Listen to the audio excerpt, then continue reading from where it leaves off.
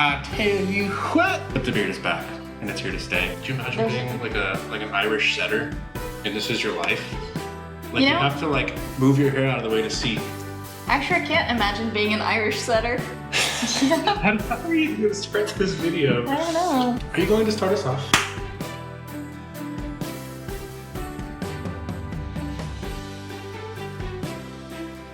Hello, my name is Annika. And I'm Santa. And it is Christmas week. It is. I'm actually Mike. Oh my god, what? Surprise! Today we're going to continue talking about different neighborhoods around Houston. Today being the Heights. She is correct. We are talking about the Heights. And we are in the Christmas spirit because... It's Christmas week. It is Christmas week. 3 days till Christmas to be exact. From Wednesday, because today's Wednesday. Tell us about some of the spots in the Heights. What do we like about it? What do we love about it? What's your favorite place to go? Yeah, so specifically starting off with coffee shops. Some of my favorites are, there's actually one new one called the Coffee House. And it's like, it's huge.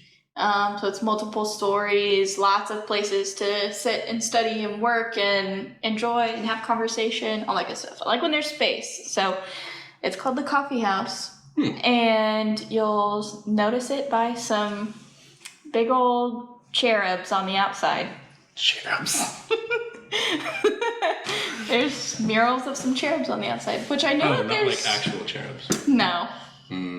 That's good. I know there's an actual story behind what those paintings are, but I don't know it.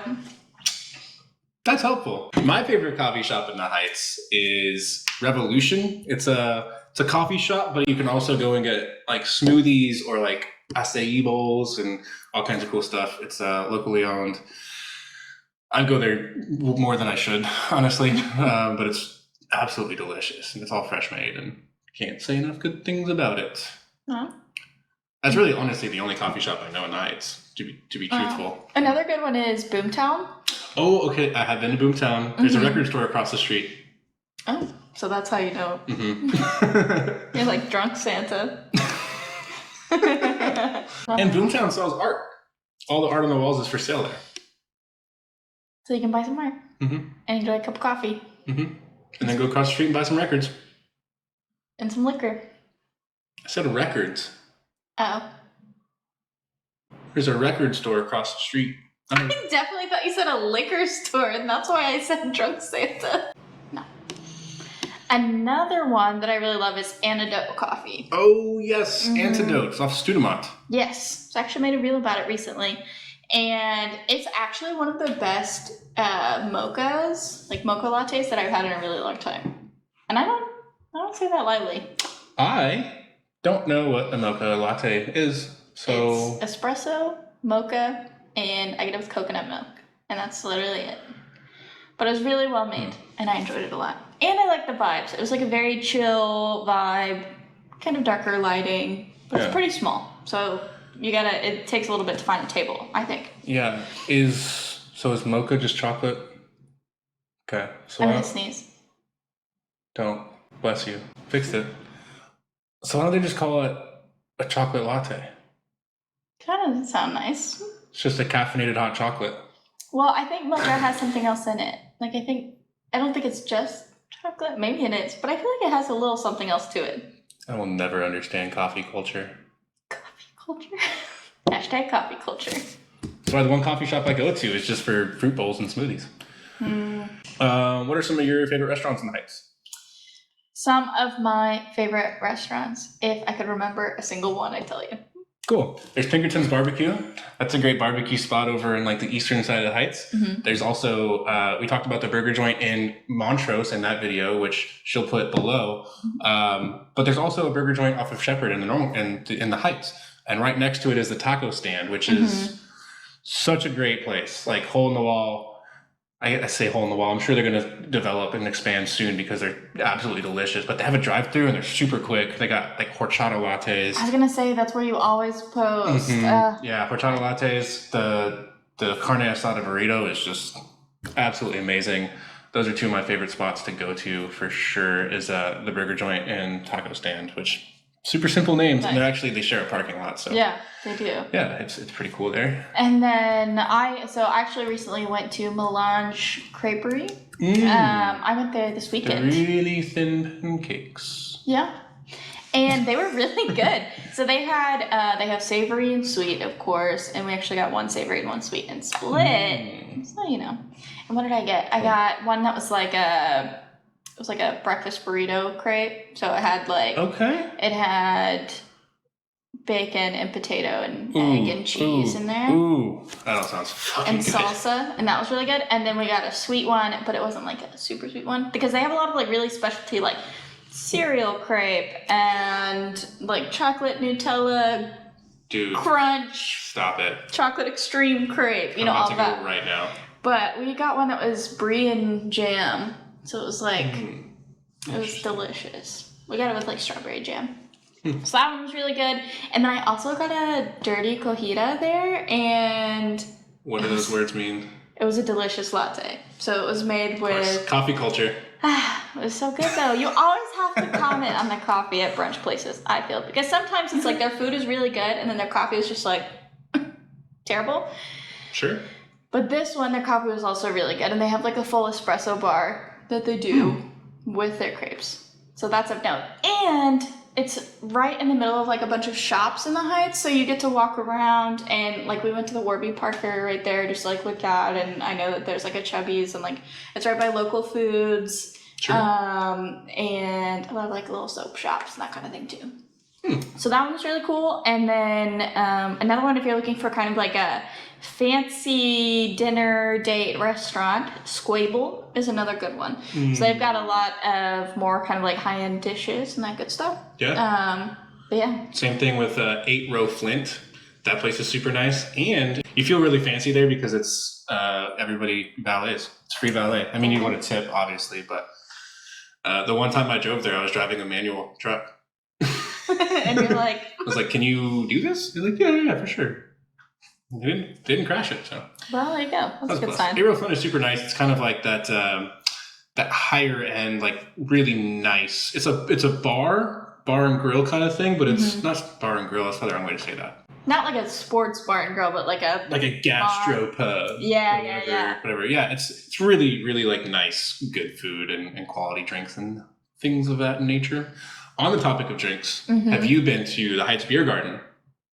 I haven't yet. Dude, you gotta go. I do. Heights Beer Garden's off of 15th, right across the street from the 15th Street lots. Super cool. It's pretty much almost all outdoor space, and they got like, swings and things like that. Like that's a really cool, like chill spot. Not like swings you can, go jump off of and do backflips and stuff, but like relaxing, like porch swing type thing. It's a really cool spot. Lots of nightlife there.